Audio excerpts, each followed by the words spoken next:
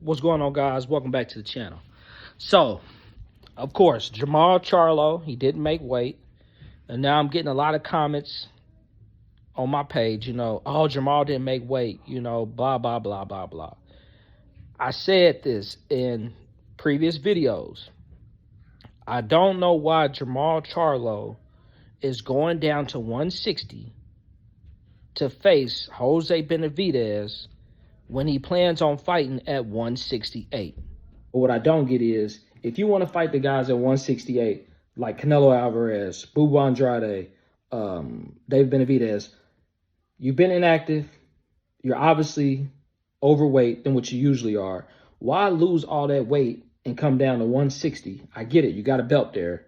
But why fight at 160 when you want to go up to 168?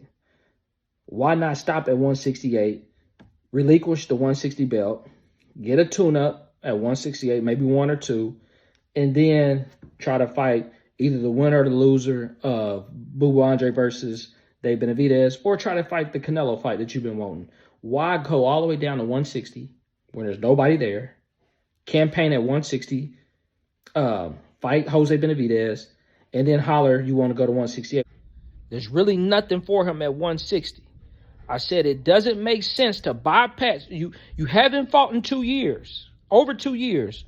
So you ain't been as active. You probably weigh walking around weight way more than 168, 160.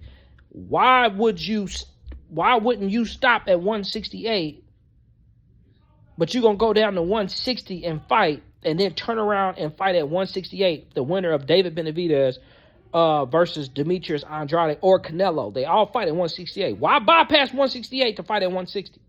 I said that did not make sense. So then we got the details of the Jose Benavidez versus Jermall Charlo was going to be at a catchweight at 163. So I'm still thinking like, okay, it's at 163. There's still no point at fighting at 160. There's no belt on the line. It's not a title fight. It makes sense for him, and I said it would make more sense for him to fight at 168 and fight a tune-up fight. If Jose Benavidez was to come up to 168, that's fine.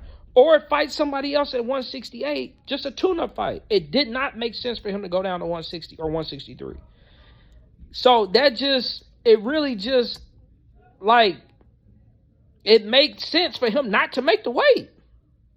In my eyes, I'm not making an excuse, but it just doesn't make sense to fight at 163 or to kill yourself to get to 163 or 160 when you haven't fought in over 2.5 years, to turn around and fight at 168. If you're going to campaign at 168, then you should fight at 168. And that's where the way he came in. Really, he came in at 166. You fighting at 168. So he's not pressed about it.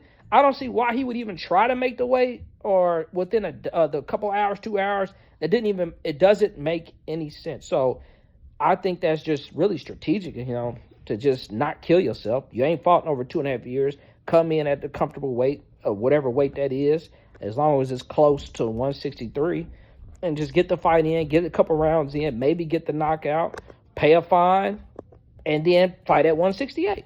So that's my opinion on that. I don't see nothing wrong with it. I don't think it's, it's bad sportsmanship or he's not a true champion.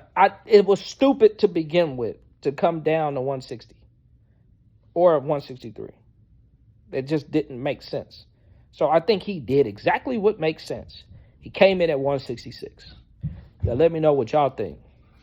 Well, you already let me know what y'all think. Y'all think that, he's a bad champion. He should have came in at 160.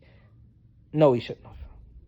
No, he shouldn't have. He did exactly what he should have did. That's my take on it. I'm out.